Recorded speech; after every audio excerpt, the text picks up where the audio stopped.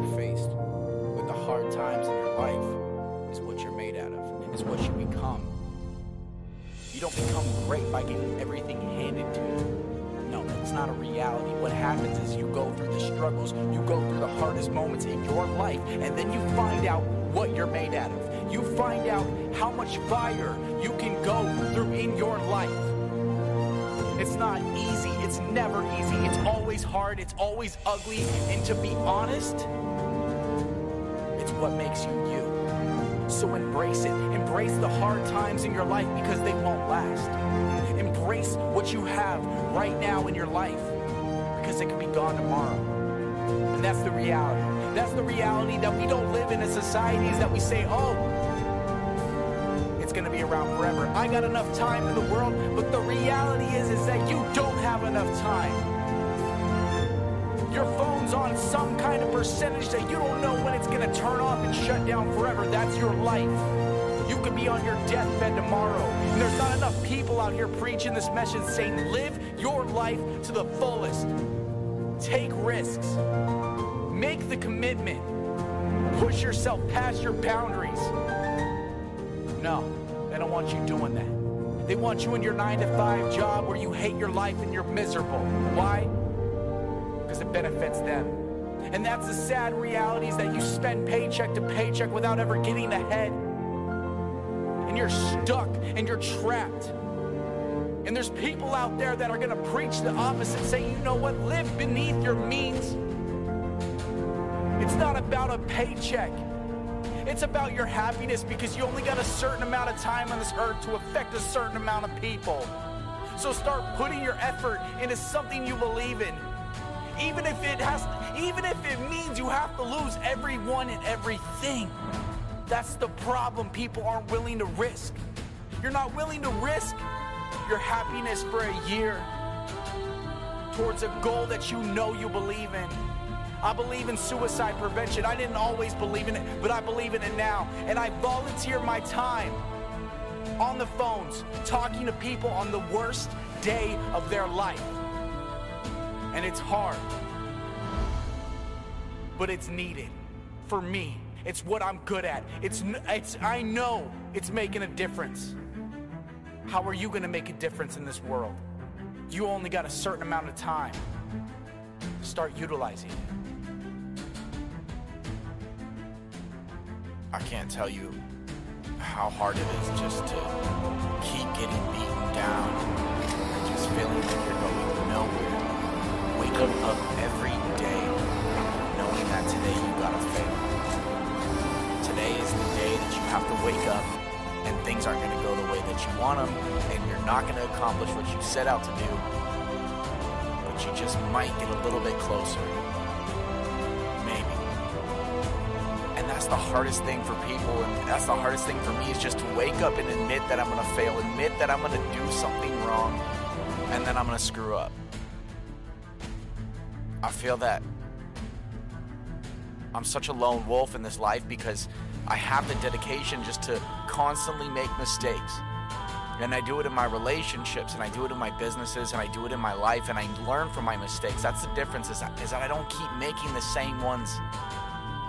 And the people that get to hang around me, and the people that know that Addison's going to mess up, he's not going to be perfect, but he's going to keep swinging, he's going to keep going up to bat, and the people in the crowds are going to keep yelling at him, booing him, and just saying that he's the worst person in the world. It's going to happen. I know it because I live it. I constantly wake up with that, knowing that that's what I do. That's who I am.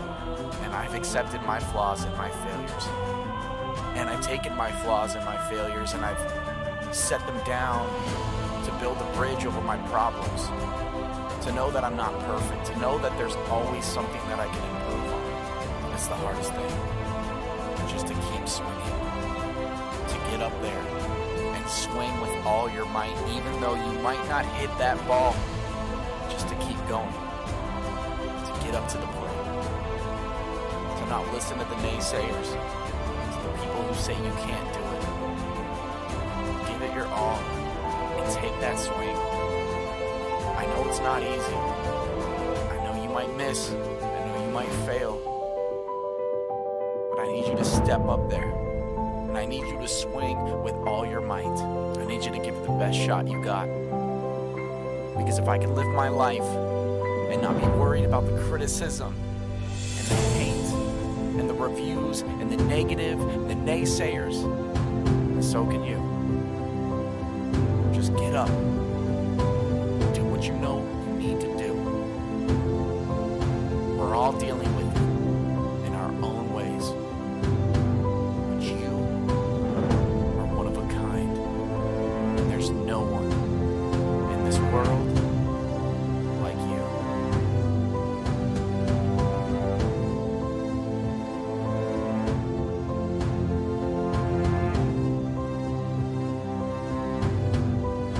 Every day, you're making progress. Now that sounds a little strange, am I right? Every day, you're making progress. I bet you're thinking, man, Addison, what are you talking about? I am not anywhere close to being a millionaire. In fact, last year, I was richer than I am this year. What are you talking about? Every day, I'm making progress. Oh, you don't believe me? Well, let me tell you this. If you got a day off from work and all you did that day was eat junk food and watch Netflix, then you know what you just did? You just added a little bit more fat to your body. And if that was your goal, to gain more weight, you're making progress. Next time, eat 2 bags of Cheetos instead of 1. You got this. Progress. Well, then you say, whoa, I don't want to be fat. I want to be strong and ripped. Oh, that's what you want. Well, your actions speak differently. Because you for damn sure know you ain't losing 10 pounds and getting a 6-pack after binge-watching Game of Thrones. And I know you'll see commercials selling you on fitness equipment, telling you, hey, only 10 minutes a day and you'll look like those Instagram models. But what they don't tell you is it's not the fancy equipment, it's what's inside your mind that makes you want to change. You can buy thousands of dollars worth of fitness equipment, but only you can decide how much progress you want. Now apply that to every single thing that you want in life. You want to be a better singer? Then sing more. You want a better position at your job? Then work harder. You want to be a millionaire? You save.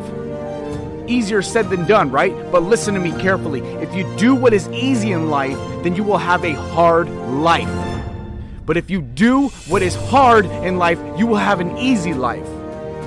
You still don't believe me? All right. You just found out that you got a new cavity in your teeth, and the doctor says it's $500, but you take the easy route by not brushing your teeth. You ignore the phone calls when your dentist calls, and a few months later, you get a shooting pain in your jaw, and the dentist now says you got to pay $2,000 for a root canal. This happens all the damn time, and it's the worst. It sucks. And if you would have taken the hard path in the beginning, you would have made your life a lot more easier.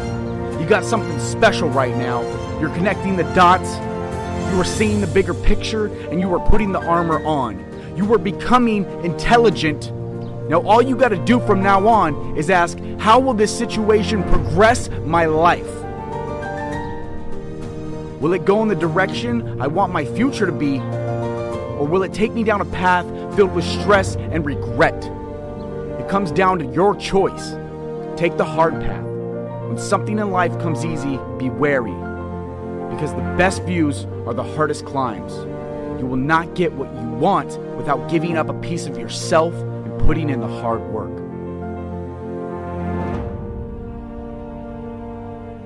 I started to hear voices in my head when I was 8. They would wake me up at night. I couldn't fall back asleep while the voices yelled and screamed my name. But the kind of screams and yells that your parents do for you when you're in trouble. I'd lie awake in my bed, wondering when the nightmare would end. This went on for many years, and my parents told me it wasn't real, that I didn't need help, and I should just snap out of it. But it didn't work. How do you explain schizophrenia to a kid who's 12? I thought everyone heard voices like me. Things started to change when I hit puberty, and everything was fine. I had a new way to hide the voices inside. Marijuana and alcohol were my new best friends. I started smoking stress off of a tin can. Run out of the store with 30 beers in my hand. But it wasn't enough. So a friend gave me Xanax and life was good. Klonopin, nitrous oxide, cocaine, what wouldn't I do? Experimenting with drugs was my way of coping with the things I couldn't comprehend, like those stupid voices in my head. I know I had an evil spirit inside, and I was listening to everything it said. It told me I was better off dead. It said, how worthless can you be? You're a suicidal teen with nothing to achieve. Swallow these pills or the louder I'll scream. No, this wasn't me. I'm done with these voices trying to control my life. I know I'm a special person, and I know this isn't the end, and I know that these voices are all in my head. So I made a choice. I turned my demons into my own voice. And eventually I started to win. Now my voices tell me that this isn't the end. They say pick yourself up because you're a champion. Don't give up because you're a winner. There's still time, it's not over. I turn my demons into my angels, and you will too. I still hear voices, but they're brand new.